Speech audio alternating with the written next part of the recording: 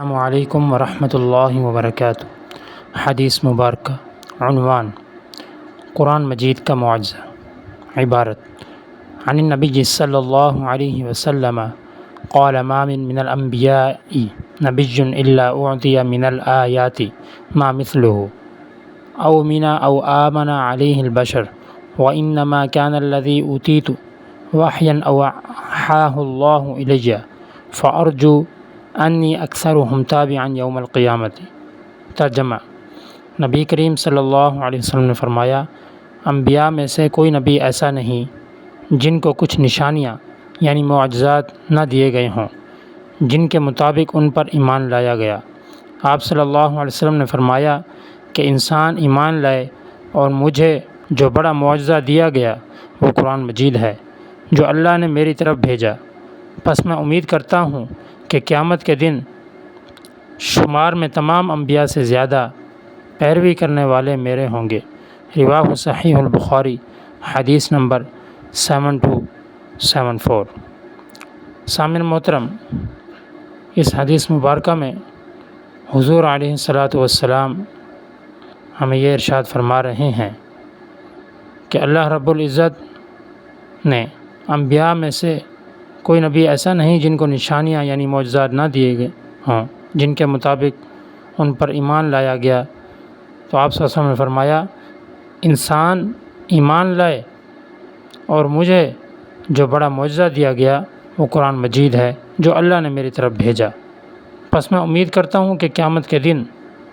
شمار میں تمام انبیاء سے زیادہ پیروی کرنے والے میرے ہوں گے۔ قرآن پاک کا معجزہ بہت بڑا معجزہ ہے اور اس کی حفاظت کی ذمہ داری رب تعالیٰ نے خود لی ہے۔ اللہ رب العزت نے ارشاد فرمایا، انا لنحن الذکر وانا لہ لحافظون،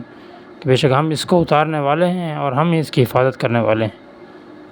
صدیاں گزر گئیں، زمانے بیت گئے، قرآن مجید جیسا حضور علیہ الصلاۃ والسلام پر نازل ہوا آج بھی ویسا ہی ہے، اور اس سے بڑا معجزہ کیا ہو کہ قرآن مجید ایک ایسا معجزہ ہے کہ دنیا کی کوئی کتاب ہم یاد کر کے اس کو بعین ہی دل و دماغ میں نہیں بٹھا سکتے، لیکن قرآن مجید ایک ایسا معجزہ ہے کہ چھوٹا سا بچہ 8 سال 9 سال کا بچہ جو ہے وہ اپنے سینے میں اس کو بٹھا لیتا ہے۔ یہ قرآن پاک کا بہت بڑا معجزہ ہے، اور اللہ رب العزت نے یہ شرف اس امت کو بخشا، آخری امت کو بخشا، کہ ان کی ہدایت کے لیے اللہ رب العزت نے حضور علیہ الصلاۃ والسلام پر قرآن مجید نازل فرمایا۔ اور قرآن مجید سراپر ہدایت ہے، سراپا اپنی زندگی کو فلاح پانے کا اللہ رب العزت نے قرآن مجید ہم مسلمانوں کے لیے مقصد بنایا کہ اس کو پڑھ کر سمجھ کر اپنی زندگی کو بہتر بنائیں۔ حضرت فرماتے ہیں کہ قرآن مجید کے 3 مقاصد ہیں۔ پہلا مقصد کہ اس کو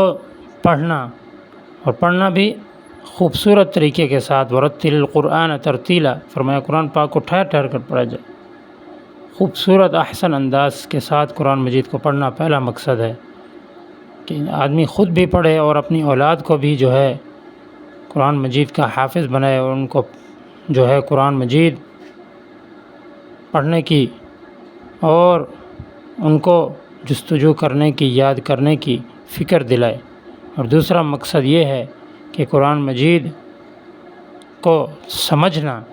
یعنی قرآن مجید کے جو عربی متن ہے اس کے ساتھ ساتھ اس کا ترجمہ، اس کا مفاہیم، اس کے تفاسیر کو سمجھنا۔ اور تیسرا مقصد ہے کہ اس پر عمل کرنا،